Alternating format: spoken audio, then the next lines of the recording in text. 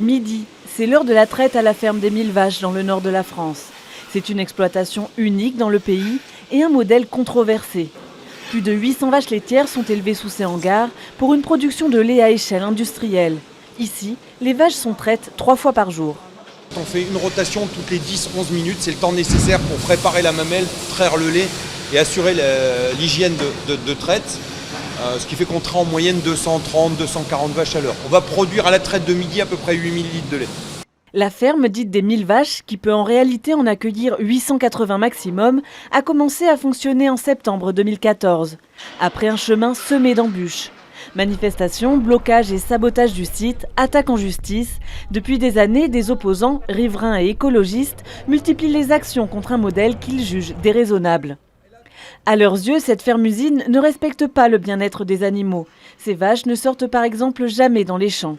Dans leur viseur aussi, les quantités de lisier épandues dans les champs voisins, accusés entre autres de dégager un gaz toxique et de polluer les nappes phréatiques. C'est une vision de l'entreprise qui est une vision complètement passéiste. Aujourd'hui, l'industrie, elle, qui veut s'installer, il doit tenir compte de l'environnement, il doit tenir compte de la population. Et aujourd'hui, il doit tenir compte aussi, surtout, de ce dont on parle beaucoup, c'est-à-dire le dérèglement climatique, l'impact au niveau écologique, et puis voilà. La ferme des 1000 vaches est à l'opposé du modèle traditionnel français d'exploitation familiale. Mais ce mode de production est répandu dans d'autres pays comme l'Allemagne. 22 personnes y travaillent à plein temps et tout le lait part directement en Belgique où il est vendu à une coopérative laitière. Face à ses détracteurs, son directeur se défend bec et ongles. Il assure respecter scrupuleusement les normes et a gagné plusieurs fois en justice.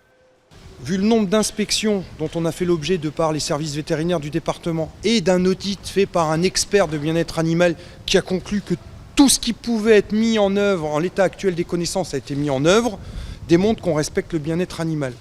L'exploitation n'est pas encore rentable.